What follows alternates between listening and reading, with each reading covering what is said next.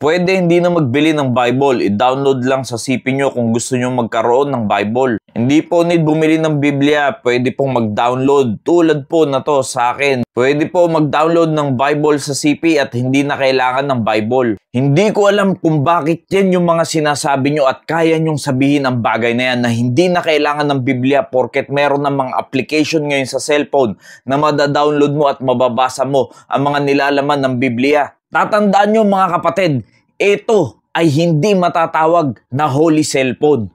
Ito ang tunay na Biblia, hindi ang cellphone dahil ito ay ang Holy Bible, hindi ang holy cellphone na hawak mo dahil hindi yan naging holy. Kailanman ay hindi yan magiging holy dahil yan ay sa mundo. Pero ang Biblia, ito ay banal dahil ito ay ang purong salita ng Diyos. Hindi ba tayo nahihiya sa Diyos? Ang mamahal ng cellphone na binibili nyo, samantalang Biblia wala pang 1,000, hindi nyo kayang bigyan ng pahalaga, hindi nyo kayang bigyan ng importansya ang salita ng Diyos at bumili ng totoong Biblia. Kaya mong bumili ng 30,000, 50,000, 80,000 na cellphone, samantalang yung Biblia, titipirin mo pa, wala na nga lang 1,000 ang Biblia ngayon, makakabili ka na. Pero yan pa rin yung mga maririnig mo at makikita at mababasa mong salita ng isang tunay na mananampalataya ng Panginoong Jesucristo. Gising tayo sa katotohanan mga kapatid, kung tunay mong mahal ang Diyos, magsakripisyo ka naman, mag-effort ka naman, gumawa ka naman ng paraan para makabili ka ng sarili mong Biblia. Ang mamahal ng cellphone, ayaw bumili ng sariling Biblia. Bakit nga ba mahalaga na meron ka pa rin sariling Biblia at hindi ka aasa lamang sa cellphone mo? Yes, totoo naman. Kung ano yung nilalaman na salita ng Biblia na tunay, ay yun din naman ang pwedeng nilalaman ng mga application na Bible. Pero ito ang tatandaan nyo, pag ikaw ay nagbabasa ng Biblia sa iyong cellphone, marami pong mga hadlang na lalabas dyan. May mga notification, may mga text, may mga calls, may mga bagay na hadlang at mag-aabala sa'yo sa pagbabasa mo ng Biblia. Ito ang tatandaan nyo, ang pagbabasa ng Biblia, ang Diyos ang kumakausap sa atin. Pagdating naman sa panalangin, tayo ang kumakausap sa Diyos. Now, kinakausap ka ng Diyos, hahayaan mo bang may gumagambala sa'yo? Hindi ka ba magko-concentrate at magpo-focus man lang kahit man lang 1 oras sa isang araw na magbasa ka ng Biblia?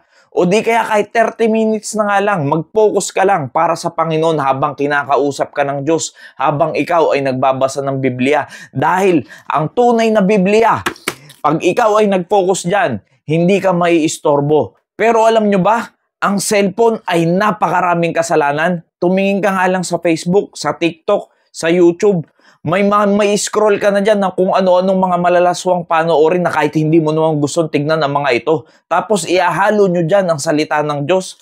Pipiliin nyo na magkasama yung ganyang bagay. Dapat ay matutuman lamang tayo mag-consecrate sa salita ng Diyos at hindi natin ihahalo yan sa mga cellphone na ginagamit natin dahil yan ay ginagamit natin sa mundo.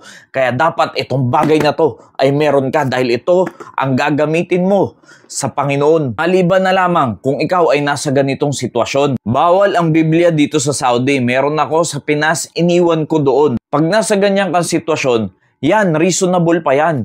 Pwede kang mag-download sa cellphone mo ng mga application na Bible para hindi maputol yung connection mo sa Diyos dahil wala ka naman ibang paraan eh. Hindi ka pwede magdala ng Biblia dyan. Hindi ka pwede bumili ng Biblia dahil yan ay Muslim country at hindi lang sa Saudi. Marami pang bansa dito sa ating mundo na pinagbabawal ang Biblia. Kaya gagawa ka ng ibang paraan para makapagpatuloy ka magbasa ng salita ng Diyos. Pero dito sa Pilipinas na napakalayang bansa, hindi ka gagawa ng paraan para makabili ng sarili mong Biblia. Dito ay malaya ang Biblia, hindi ipinagbabawal ang Biblia. Pwede mo to ihayag, basahin, walang problema. Pero bakit hindi mo mabigyan ng importansya ang salita ng Diyos sa pagbili man lang ng Biblia na ito ay okay naman sa bansa natin? Kaya mga kaibigan, mga kapatid, mag-isip-isip po tayo sa bagay na ganyan dahil hindi natin alam na nasasaktan na natin ang damdamin ng Diyos sa ginagawa natin na ganyan. Dahil kung pinagpala ka ng Diyos na nakabili ka ng cellphone, ibig sabihin, hindi yan birong halaga kaya mo nabili ang cellphone na yan. Tapos ang Biblia na wala pang 1,000, hindi mo man lang mabigyan ng pahalaga, ng importansya, na yan naman ay pinagpapala ka ng Diyos. At doon naman po sa mga taong pinagpapala ng Panginoon, maging daluyan din naman kayo ng pagpapala. Kung may nakikita kayo na tao na wala talagang pambili ng Biblia or mga kakilala nyo na gusto naman talaga at willing naman magbasa ng Bible pero wala lang talagang pambili, ay pwede nyo naman i-extend ang inyong blessing sa kanila. Pero kayo naman po na talagang hindi nakakabili ng Biblia, pero kaya nyong umipon kahit papano dahil meron ka na ngayon mabibiling Biblia, hindi pa aabot ng 500 piso. Kaya mga kaibigan, mga kapatid, kung gusto nyo talaga ay makakagawa kayo ng kaparaanan upang makapagpatuloy sa salita ng Diyos. Thy word have I hid in mine heart that I might not sin against thee. Mga kaibigan, mga kapatid, ang salita ng Diyos ay dapat inilalagay natin sa ating puso upang iparamdam natin ang pagmamahal natin sa Diyos at upang tayo ay magabayan sa Kanyang salita, upang tayo ay hindi magkasala. Kaya kung ikaw ay may pagmamahal talaga sa salita ng Diyos at inilalagay mo sa iyong puso, ay gagawa ka ng paraan para makabili ka ng Biblia. At ang Biblia ay ang salita ng Diyos. Nawa naging pagpapala po ang mensaheng ito. Maraming salamat po and God bless you all.